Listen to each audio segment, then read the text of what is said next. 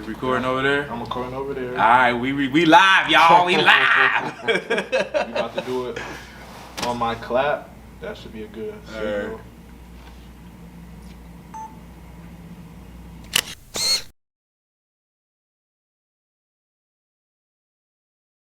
Hey, we are live. Chad Anderson here with the Test Podcast.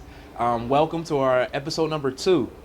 This episode is very special because as business owners, as nonprofit organizations, or just organizations in general, we're always looking for ways to be able to develop partnerships, get funding for our products, services, or events, but also be able to make sure that we're reaching the community through engagement. And so we're here with a special guest, Miss Michael Ann from Aetna. And Michael Ann, thank you so much for taking some time out to have this conversation. Absolutely, happy to be here. So Michael Ann, please tell us a little bit about who you are, a little bit about what you do at Aetna, and then we can get into a little bit more detail about how our relationship has really been able to have impact into the community. Absolutely, well thank you, Chad. So again, I'm Michael Ann, and I work with Aetna on the MyCare Ohio plan. Aetna is owned by CVS, so I also kind of work as that brand ambassador.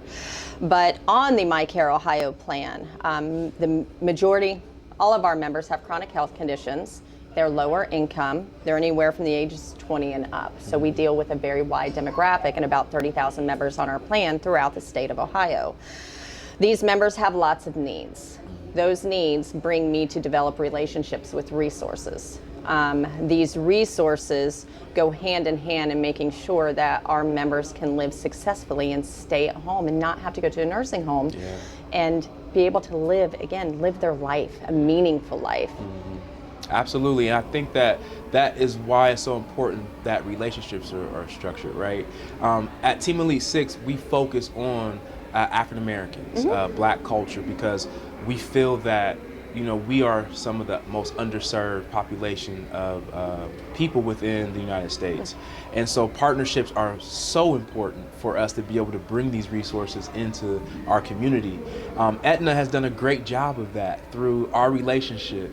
And I think that is something that other organizations and business owners are trying to figure out is how do I develop the right relationships with organizations that meet and that also have the same idea in line with my brand or product. And so our relationship came together because of the urban farming collective food system.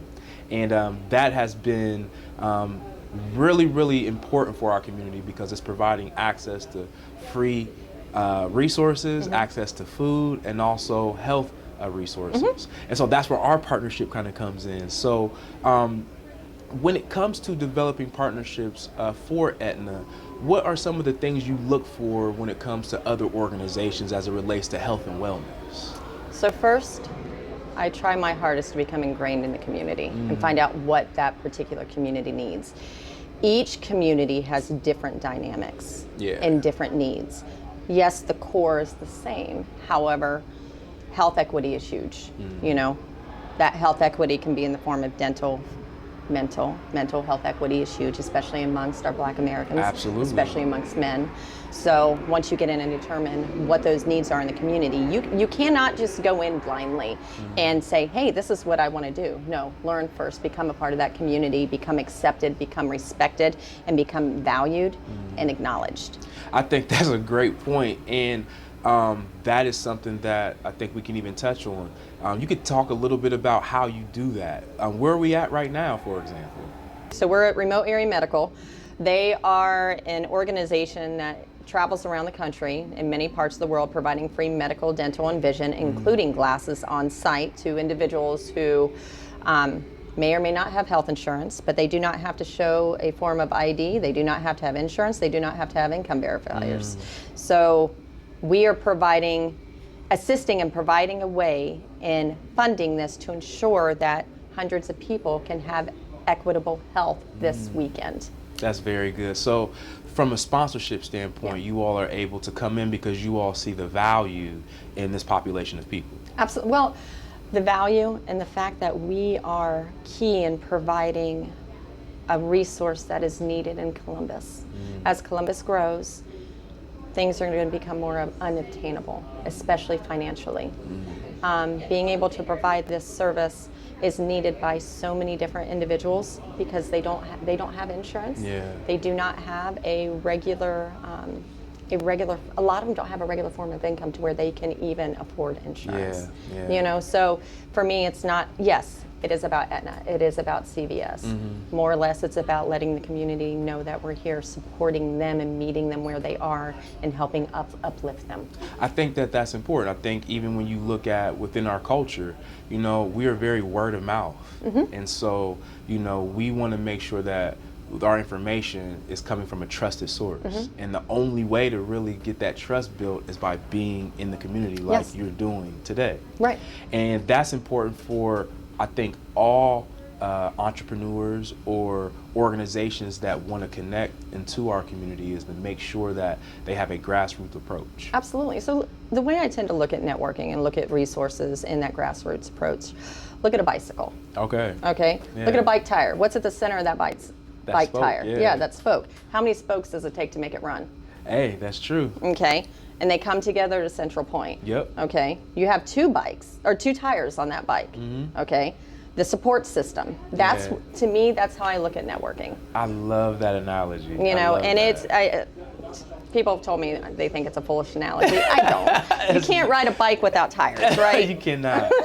Just like you cannot get your services, products to the community without Correct. connecting. Correct. And I think a lot of us, you know, we work so hard on focusing on making sure our product is, you know, at the right point. We try to make sure the services that we're providing are, you know, valuable. And by the time it gets to like talking about our product and like connecting to the community, it's a whole nother beast. But who are you as a person? That's what matters. You as a person representing that product and being that product. You're not just you, you are your product. Absolutely. You are what you represent. So if you cannot represent yourself, how can you fairly represent your product? Absolutely. I think that's a great point.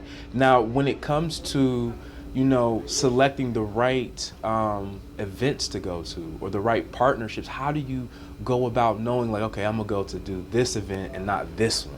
Because, you know, that's another thing, like resources and time. So how do you go about choosing where you're gonna connect that? That's a great question, because the way I look at it, there is no bad resource. Okay. So I am that individual, and you know this. There actually is do. always a connection. Yes. You have to be able to be a creative thinker when you are developing relationships, because I can tell you, any one of these people that are here, I bet you I can get them to buy into what you are doing and believe it. You have. Regardless of what it is that they're doing. But again, in order for you to have those relationships, for myself, I have to believe it. Absolutely. I believe in what you do. I believe in what RAM does. I believe in that connection I just made for you. Absolutely. You know, because there's, again, synergy is such an overused word, It is. but it's true. It's so true. I think that you have been a great example for me and Team Elite 6, as well as the Urban Farming Collective Food System, because once you and I connected, our relationship led to you constantly connecting me to resources. And not just the partnerships. You've helped me tap into other funding resources, of course, other partnerships, other events to go to. And I think I could not do that without having a partnership with you, and then us building a relationship from Right, that. right. So, you know, there's a lot of meaning behind what we do, enough to where you think about me when I'm not even in the room. And I really, really appreciate that, but I would love to talk about why you do that. And, you know, how did it get to a point to where you're like, you know what, I believe so much into this person and this brand that I'm gonna advocate for them when they're not in the room. So number one, the reason why I do it, it's completely 100% selfish, because it makes me feel good.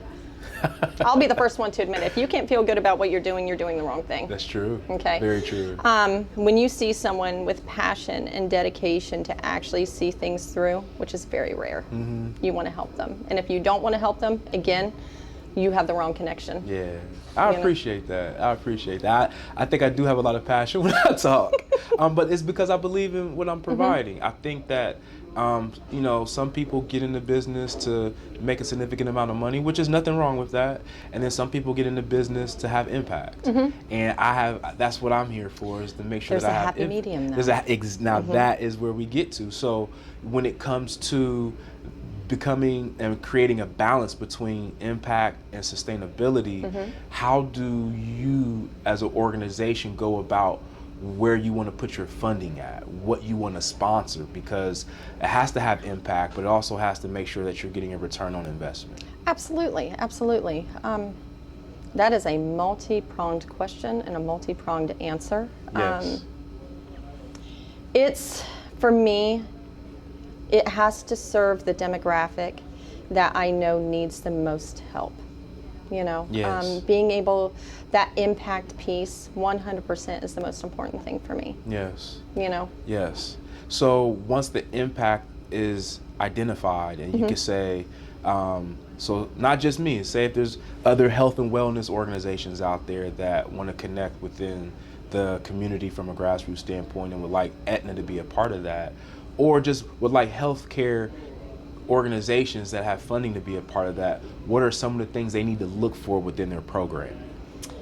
their touch points. Yeah, some number touch one. points, yeah. Got to look at those touch points. You got to look at what they're doing to help the community really uplift themselves. Okay, so You know? uplifting the community is one thing that you're going to look for. Yeah. Okay. You know, what are they doing to create sustainability to make sure that person can create that that movement for themselves? Yes, You know, yes. what are they going to do to help keep them moving forward? That makes It's not sense. just a one and done. You know, if you're going to do it, you have to do it. You have to do it heartfully, sometimes forcefully. Yeah. You have to be faithful about it, and you have to be, you have to stick with it. Yes. You know, you can't just say, okay, here's money, bye, sayonara, Yes. see ya. No. Yes. Again, deeply ingrained. You have to be. So for health and wellness organizations that are interested in connecting with organizations like Aetna or other managed care systems, it's important, from my experience I've seen, you're saying as well, is to make sure your programming has some type of consistency Yes. with the impact attached to that. So, you know, also often when you look into the Black community, there's a lot of things that are just, it happens one time and then that's pretty much it. But in order to really build partnerships with major organizations, that consistency in programming, maybe year round, 6 months around, what should they look at when it comes to programming, you think? It depends on the circumstances. You know, I mean, for me, it's longevity. Yes. Because I don't want it to be that one and done. You know, it's being continuous, it's being consistent to build those relationships, to build the trust. Once you have that trust, it's much easier to navigate. Yes, yes. So when an Aetna looks at like the urban farming collective food system, what makes Aetna want to be a part of something like that? Because What is it? you're making a difference. Say that one more time. Because you're making a difference. What ways do you see the UFC food system actually making a difference in the Oh. community? You're providing a way for people to create systemic changes for their families and for their loved ones. You're giving people a way to feed themselves. You're giving people a way to make money by selling their produce. You're giving people the education. You are giving them the support, the guidance, the uplifting to make their lives better, one notch at a time. I appreciate that. And so when you look at just personally, you know, going into 2025, it's a new year. I'm sure we both, as our partnership, learned a lot in this past 2024, but what does 2025 look for you as it relates to partnerships, as it relates to connecting to the community? Bigger, better, and stronger. Okay. That's all I can say, you know. Each day that goes on, I make more and more contacts, more and more relationship builders Yeah. that I'm able to connect you with. You have. 100%. You've done a great job with that. But able to really utilize many different avenues to ensure that we continue stronger and bigger through the Food Collective, you know, Absolutely. and seeing what we can do to continue to improve lives and Absolutely. continue to uplift. And again, for me, that's a constant theme for what you do. I appreciate Your medical that. clinic, what you're doing with the food and farming, what you're doing in providing education. I can tell you right now, of the unhoused individuals we have in Columbus, you know how many unhoused individuals we have here. Absolutely. It's a quite a big number. Yeah, you being able to help them at least be able to try to feed themselves, that's number one. I think that for us, you know, having Aetna on board does a variety of things for our brand and our organization. One, having the credibility of an organization like Aetna means a lot to us because we're able to leverage that to help build other relationships. Yeah, we've been in business for 150 years. I mean, yeah. You can't beat that. And Right. so it also helps with, you know, not only individual relationships, but we are able to now go to certain organizations that see Aetna and say, okay, yeah, we're willing to listen to what you have to say, and at times fund us because of that.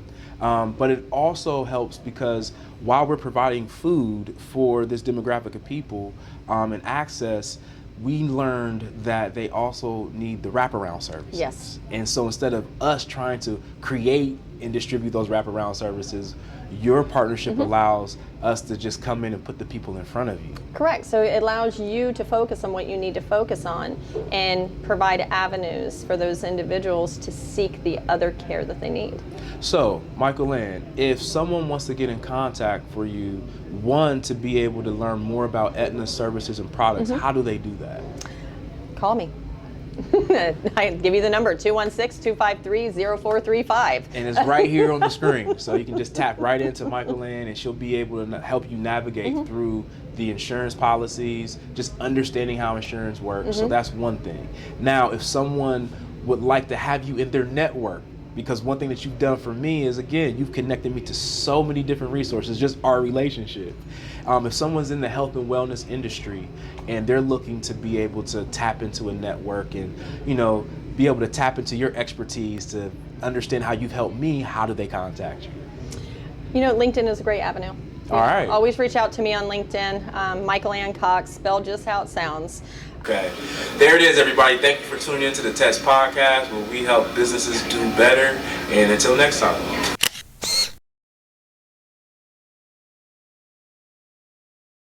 Are you an entrepreneur or someone that's ready to start a business and really don't know where to start?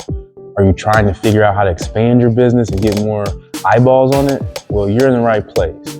The Three-Pronged Approach is a digital ebook that's a short read that really shows you how to approach your marketing strategies in an affordable way. Please click the link or go visit us at teamelite6.com and click ebooks to find out the book, or just click the link here below.